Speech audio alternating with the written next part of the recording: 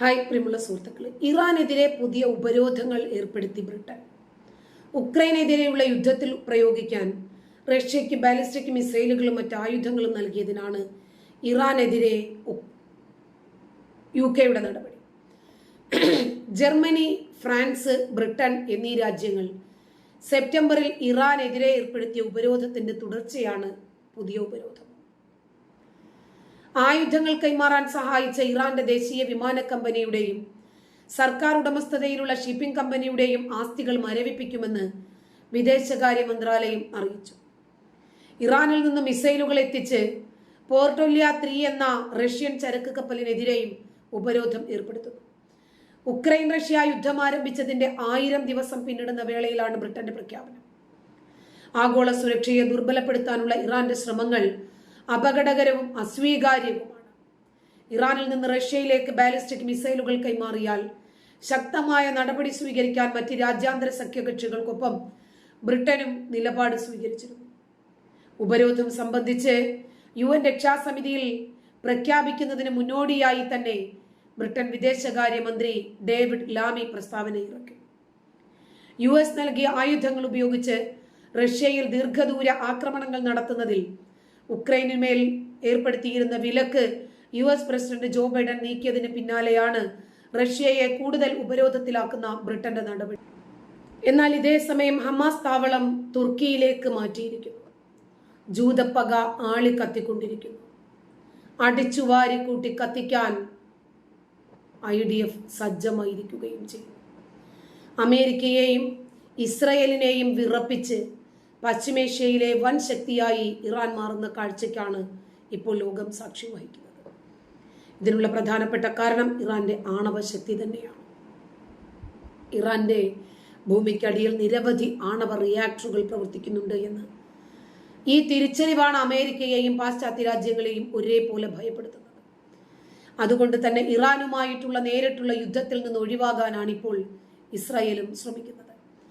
ആണവോർജത്തിന്റെ കാര്യത്തിൽ ഇപ്പോൾ ഇറാനെതിരെ ഒരു പ്രമേയം പാസാക്കിയെടുക്കാനുള്ള ശ്രമത്തിലാണ് അമേരിക്ക ഉൾപ്പെടെയുള്ള രാജ്യങ്ങൾ. എന്നാൽ യുറേനിയം ഉൽപ്പാദിപ്പിക്കുന്നതിനെതിരെ പ്രമേയം പാസാക്കിയാൽ കനത്ത വില നൽകേണ്ടി വരുമെന്ന് ഇറാന് മുന്നറിയിപ്പ് നൽകിയതോടെ രാജ്യങ്ങൾ ഭീതിയുടെ നിഴലിലാണ്.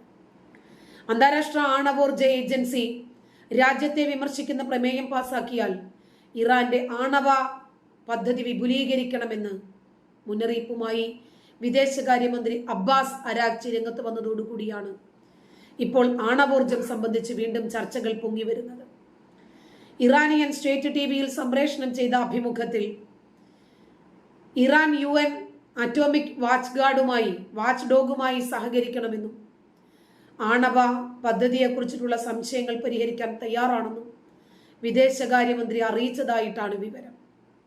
എന്നാൽ ആണവോർജ ഏജൻസി മറ്റ് രാഷ്ട്രങ്ങളിൽ നിന്നുള്ള സമ്മർദ്ദത്തെ അതിജീവിച്ച് തങ്ങൾക്കൊപ്പം നിന്നാൽ മാത്രമേ ഇത്തരം ഒരു നിലപാടിലെത്തൂ എന്നും ഇറാൻ വിദേശകാര്യമന്ത്രി അറിയിച്ചതായിട്ടാണ് വിവരം.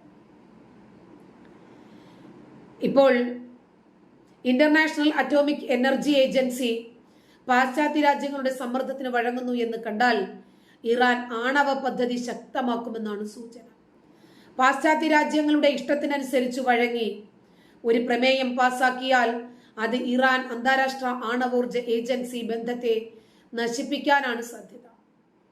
ഇറാന്റെ ഇപ്പോഴത്തെ നീക്കങ്ങൾ യൂറോപ്യൻ യൂണിയൻ, അമേരിക്ക, മറ്റു പ്രധാനപ്പെട്ട ചില രാജ്യങ്ങൾ എന്നിവയുമായിട്ടുള്ളൊക്കെയുള്ള ആണവ കരാർ ചർച്ചകളിൽ മിതത്വം നേടിയെടുക്കാനുള്ള തന്ത്രമായിരിക്കണമെന്നാണ് അന്താരാഷ്ട്ര നയതന്ത്രജ്ഞരുടെ അനുമാനം. എന്നാൽ ഇറാൻ ഇസ്രായേൽ സംഘർഷം രൂക്ഷമായ സാഹചര്യത്തിൽ ഇറാൻ ആണവ പദ്ധതിയുമായി മുന്നോട്ട് പോകുന്നത് അന്താരാഷ്ട്ര സമാധാനത്തിന് ഭീഷണിയാകുന്നു എന്നാണ് അമേരിക്ക ഉൾപ്പെടെയുള്ള പാശ്ചാത്യ രാജ്യങ്ങൾ ആവർത്തിച്ചു പറയുന്നത്. UN സുരക്ഷാ കൗൺസിലിലെ സ്ഥിരാംഗമായ China, France, Britain, US, Russia ഈ രാജ്യങ്ങളും ജർമ്മനി ഉൾപ്പെടെയുള്ള മറ്റ് യൂറോപ്യൻ യൂണിയൻ അംഗങ്ങളുമായിട്ടുള്ള ചർച്ച നടത്തിയിട്ടുണ്ട്. ഈ നടത്തിയ ചർച്ചകൾക്കുള്ളിൽ സ്ഥിരപ്പെടുത്തിയ ഇറാൻ ആണവ കരാറിന്റെ ലംഘനമാണിതെന്ന് ഇസ്രായേൽ പറയുന്നു.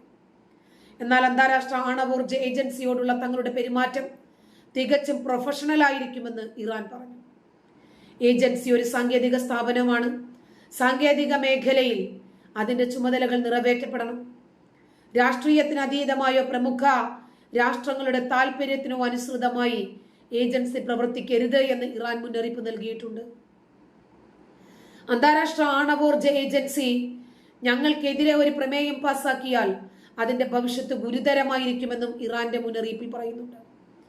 തങ്ങൾക്കെതിരെ നിൽക്കുന്ന രാഷ്ട്രങ്ങൾക്കെതിരെ ശക്തമായ നടപടി ഉണ്ടാകുമെന്ന് ഇറാൻ അറിയിച്ചു. ഞങ്ങളുടെ ആണവ പദ്ധതിക്കെതിരെ നിലകൊള്ളുകയാണെങ്കിൽ ആ രാജ്യങ്ങൾക്ക് ഇഷ്ടപ്പെടാത്ത പുതിയ നടപടികളാണ് ഇനി സ്വീകരിക്കുകയെന്നും ഇറാൻ വിദേശകാര്യമന്ത്രിയുടെ നിലപാട് ഭീഷണി സ്വരത്തിലായിരുന്നു. ഇറാനും ലോകശക്തികളും തമ്മിലുള്ള 2015 ആണവ കരാർ ഉപരോധത്തിൽ ഇളവുകൾ നൽകുന്നതിന് പകരമായി പാശ്ചാത്യ രാജ്യങ്ങൾ ഇറാന്റെ ആണവ പദ്ധതിക്ക് തുരങ്കം വയ്ക്കുകയായിരുന്നു. എന്നാലും 2015 കരാർ ഞങ്ങൾ പുനരാലോചിക്കാൻ തയ്യാറാണെന്നും ഇറാൻ അറിയിച്ചതായിട്ടാണ് പുറത്തുവരുന്നത്. അതേസമയം ഇറാന്റെ യുറേനിയം സമ്പുഷ്ടീകരണം ആണവായുധ നിർമ്മാണത്തിനുള്ള ശ്രമമായിട്ടാണ് പാശ്ചാത്യ രാജ്യങ്ങൾ വിലയിരുത്തുന്നത്. അതുകൊണ്ട് തന്നെ അന്താരാഷ്ട്ര ആണവോർജ ഏജൻസി ഇറാന്റെ ആണവ സൈറ്റുകൾക്കെതിരെ പ്രമേയം പാസാക്കിയാൽ ഇറാൻ ശക്തമായ പ്രതികാര നടപടികൾ എടുക്കുമെന്ന് വ്യക്തമാക്കിയിട്ടുണ്ട്. രാജ്യത്തിനെതിരെ സാമ്പത്തിക ഉപരോധങ്ങൾ ഏർപ്പെടുത്തിയാൽ ഇറാൻ ശക്തമായ പ്രതികാരത്തിന് ഇറങ്ങും. എന്നാൽ ഇറാന്റെ യുറേനിയം സമ്പുഷ്ടീകരണ നിലവാരം ആയുധവൽക്കരണത്തിന് ആവശ്യമായ പരിധിക്ക് അടുത്തെത്തിയിരിക്കുകയാണ്. ഇത് അന്താരാഷ്ട്ര തലത്തിൽ വലിയ ആശങ്കയ്ക്ക് കാരണമാകുമെന്നാണ് IAEA director general Rafale Grossi പറയുന്നത്. ഇറാന്റെ ഈ രൂപത്തിലുള്ള നിലപാട് ലോകത്തിന് തന്നെ ഭീഷണി സൃഷ്ടിക്കുന്നതാണെന്നും അദ്ദേഹം പറഞ്ഞു.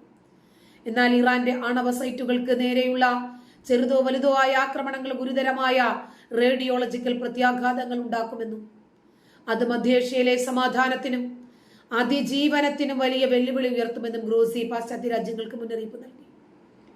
2015 ആണവ കരാറിൽ നിന്ന് ട്രംപ് ഭരണകൂടം പിൻവലിഞ്ഞതിനു ശേഷം ഇറാൻ ആണവ പദ്ധതിയിൽ കാര്യമായ പുരോഗതി കൈവരിച്ചിട്ടുണ്ട്.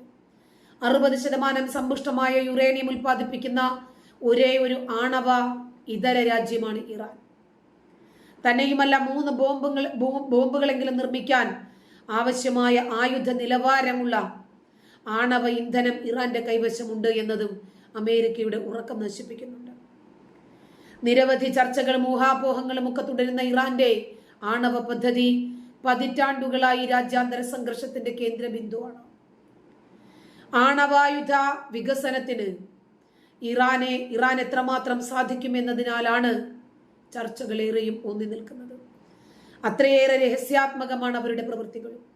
ആണവ പ്രവർത്തനങ്ങൾ സമാധാനപരമായ ആവശ്യങ്ങൾക്ക് വേണ്ടിയാണ് എന്ന് ഇറാൻ വാദിക്കുന്നുണ്ടെങ്കിലും ആണവ കേന്ദ്രങ്ങളുടെ സ്ഥാനവും സ്വഭാവവും പാശ്ചാത്യ രാജ്യങ്ങളെ ഒരേപോലെ ഭീതിയിലാക്കുകയാണ്. നന്ദി.